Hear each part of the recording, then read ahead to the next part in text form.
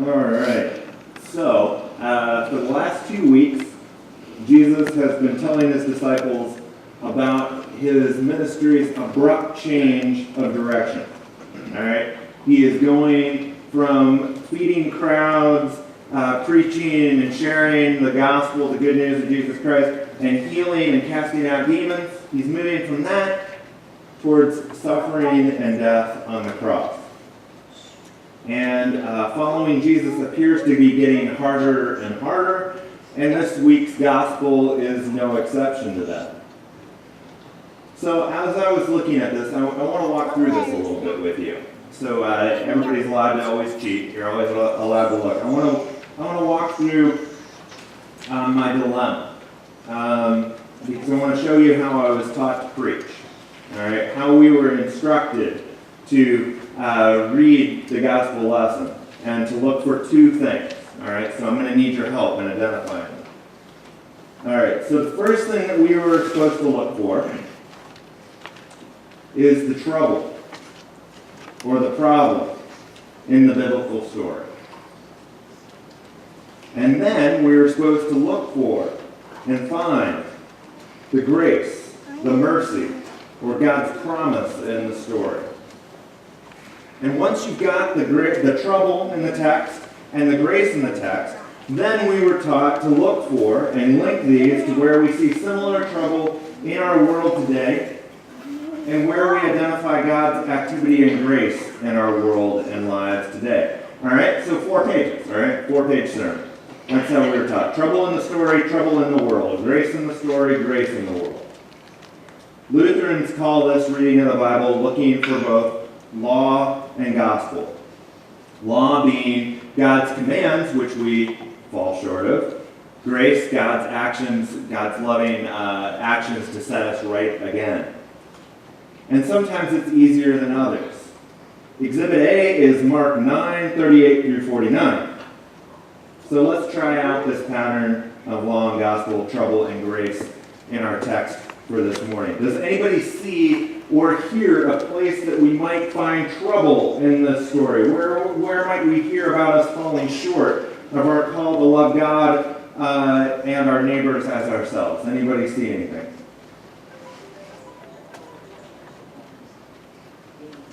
Okay, so say what are they doing there? Somebody else's, and the disciples, are they happy about it? No.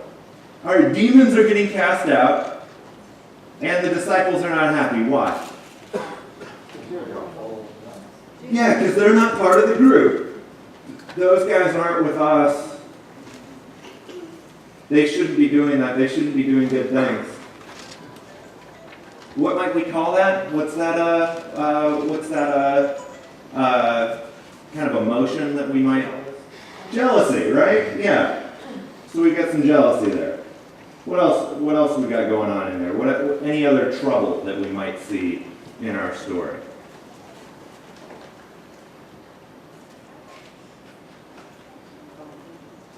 What's that? Yeah, this kind of competing, and if you go right back before this, the disciples are unable to cast out demons. So do you think there's a little bit of, that kind of, oh, well, that's not fair,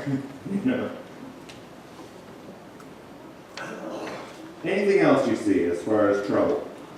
It says afterward to speak evil of me. Say more. By the way, it sounds as if they're going to, people are going to start talking bad about me. Okay, so again, we are going into this thing where Jesus, his ministry is going on this arc, where we all thought at the beginning, oh, he's going to set everything right. If we just get Jesus in our lives will go great. If we just follow God. And the reality is, often when we follow God, boy, does that mess our lives up.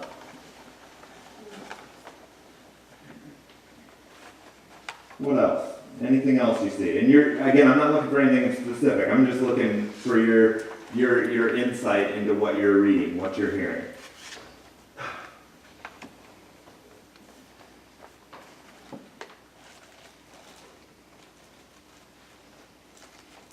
Two more that I saw. Causing others to stumble or not believe through our actions or inactions. The other one I hear is to lose our commitment or uniqueness, to water down or dilute the radical call of Christ to love all and worship one. All of these things that you have named and these things that I brought up, these could be the trouble. These could be the ways that we fall short in following Jesus. And I think it would probably be pretty easy to make links between the trouble in our story and the trouble we see around us in the world. All too often, right? How many of us have ever seen churches get into competition with each other? And into judging each other and denigrating each other's ministries because there are different names or letters on their signs or above their doors. Similarly, have any of us seen infighting and bullying that takes place in far too many churches that cause people to stumble and lose faith in our Savior because of the actions of the followers?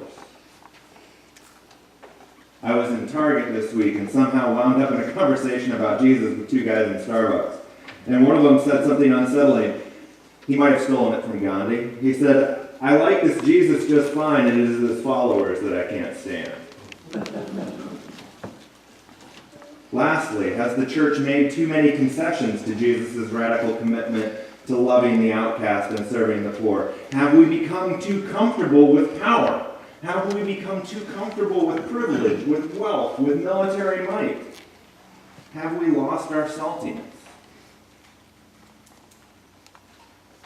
I don't know about you, but I see a lot of trouble in our text this morning.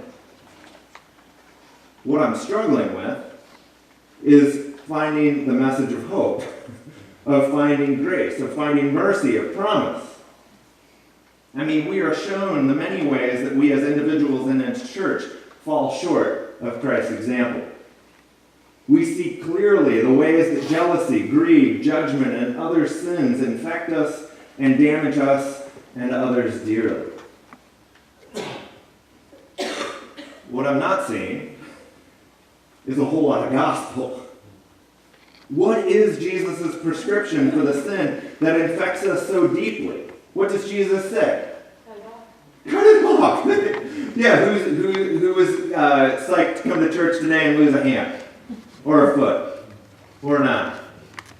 And the other thing, and the reality is, if we cut off a hand, what does that really do? Nothing, right? You know, Jesus basically gives us the prescription of just don't do it. Just don't sin. Thanks a lot, Jesus. Why didn't I think of that? Just be good.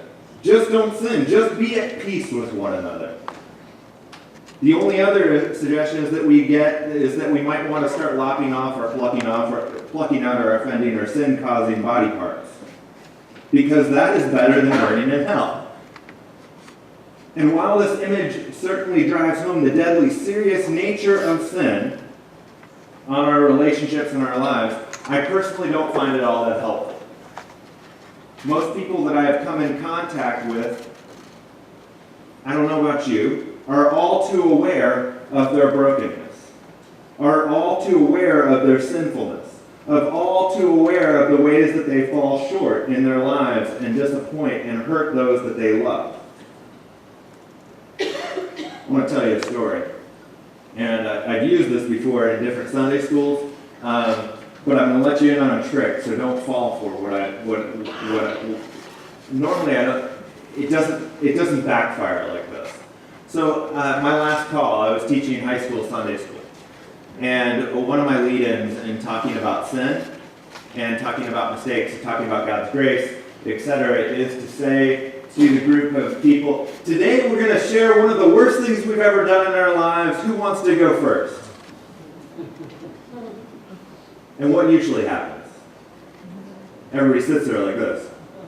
And then I'm like, I'm just kidding. Let's get into this. You know, why don't we share those types of things?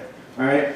But evidently, somebody did not get the memo, and one of my kids went in with a story about how he had hurt his brother. And he really hung himself out there. And I'm thinking to myself, oh God, what do I do? And then, because he didn't want him left out there, the college kid that I have who's helping out in this class jumps in and shares something awful that he's done. And then it gets really quiet.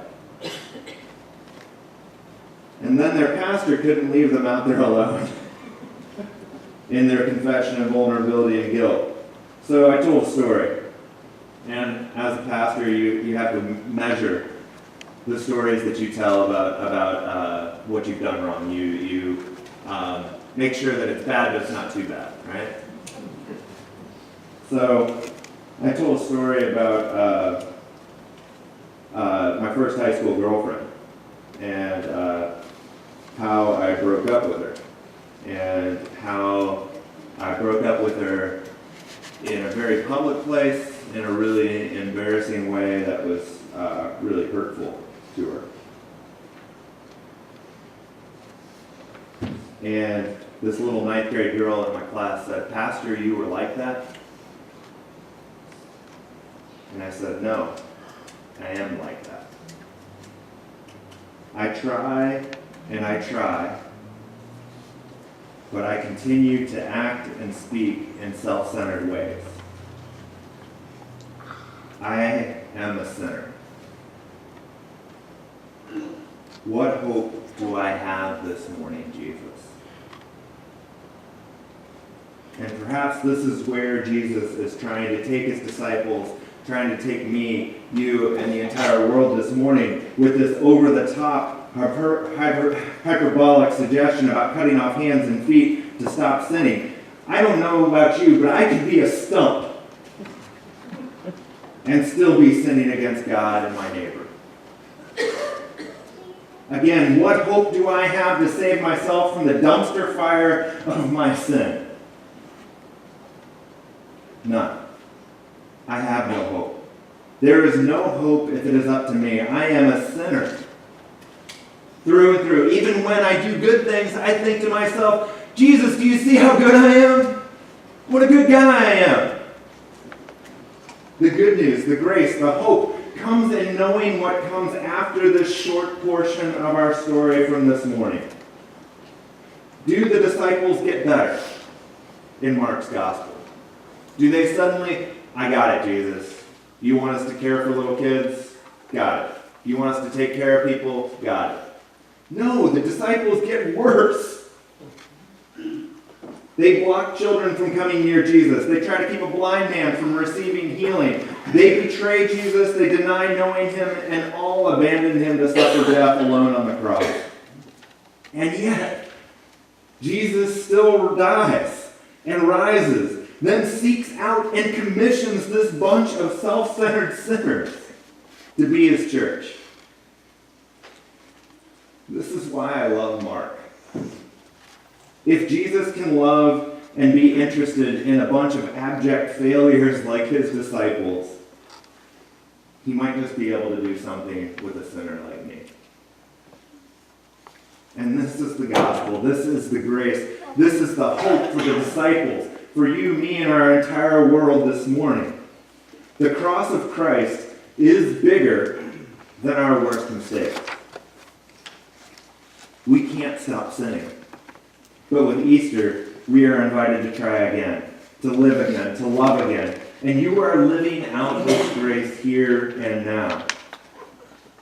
Who here has ever talked badly about another church? Anybody out there? I'm not going to make it. I won't make you raise your hand. All right.